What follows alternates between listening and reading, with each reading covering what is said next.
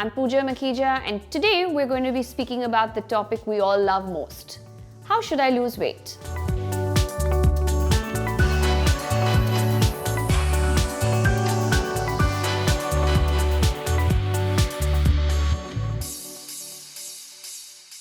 Food, my dear friends, is your friend.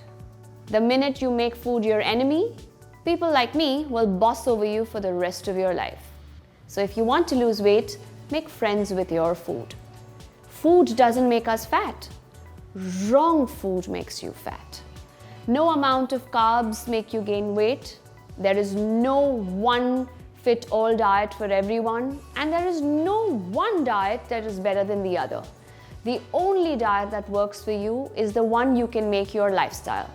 Never do a plan as going on a diet, because the minute you go on something, you get off it. If you want to do this forever and you want to do it one last time, learn to merge your eating habits with your lifestyle. Which is one of the best ways to lose fat? Well, I suggest you eat your way and lose the weight. Fat diets, the best way to lose it? Well, like I said, eat small, frequent meals and eat them often. I do not recommend you eat large meals, because when we have large gaps between our meals, we'll tend to eat larger quantities, and also we lose the ability or the willpower to say no to the wrong food.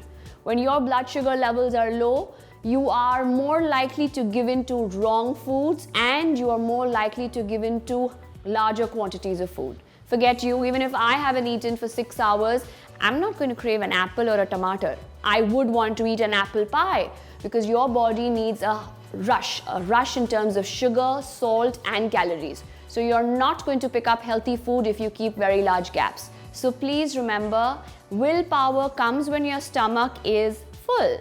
If your blood sugar levels are going down, you're not going to have the willpower to say no. So if your stomach is full with the right food at the right time, it's easier to say no to the wrong food, especially at the wrong time. A balanced meal is one which has all the 5 fingers of nutrition, as I have put it: carbs, proteins, fats, vitamins and minerals. If you learn to pack a fist at each meal, you've done a great job of eating yourself to lose weight. For example, idli, sambar, some vegetables in the sambar and some amount of fat goes in every fat meal preparation, so that makes a fist. You wanted to have eggs, bread and some veggies in the eggs, you've packed yourself a fist. So it's very easy to have a balanced meal, especially in our Indian palate where we have dal, chawal and sabzi. We have eaten all our carbs, proteins and vitamins and minerals. So in that way, you do a balanced plate. No one nutrient is better. It's not that carbs are bad for you and fats are very good for you or proteins are the best. It's a balance of these in the correct amount that work for you best in terms of giving you good energy, stamina, hair, skin, vitality, immunity, and even weight loss. Breakfast is your most important meal. It is breaking of a fast. You haven't eaten for a minimum of 8 or 10 hours from the last day. So eating breakfast has to be sumptuous.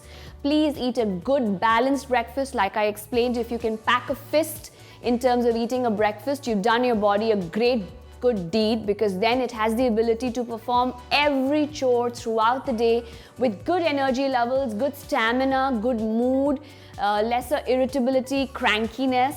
So a breakfast should be balanced, it should be big, it should not be a quick guzzle down of a juice or a milk. It has to be balanced. Even for children, their performance is much better in school, their attention is much better, their ability to learn and for them to convert short-term memory to long-term memory is better when they have eaten a better breakfast. So breakfast has to be eaten like a king, and please make sure you do that. Dinner, on the other hand, can be a meal that is smaller.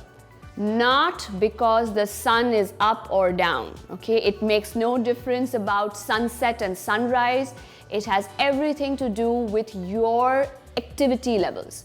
We are far more active in the day, and as the day wanes, our activity also becomes lesser, which is why your dinner should be a meal smaller as compared to lunch or breakfast. It can still have carbs, it must still have carbs if you want good quality sleep and you don't want sugar cravings post your dinner. How often have you not eaten carbs for dinner, just had a soup or a salad, and then 2 hours later can't get sleep, go open the fridge and eat everything and anything that you see there? That's not because you have a weak willpower, that's because you hadn't eaten the right food at the right time. So your dinner should be a balanced meal again. It could have lesser carbs as compared to lunch or breakfast, but it must have the carbs.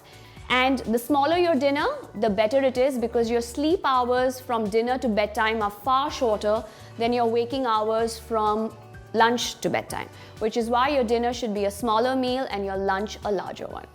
And here's the best part, the contest question, which is extremely simple.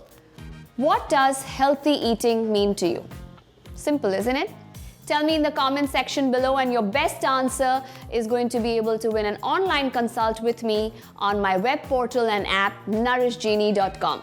Give me your answers and let's get in touch.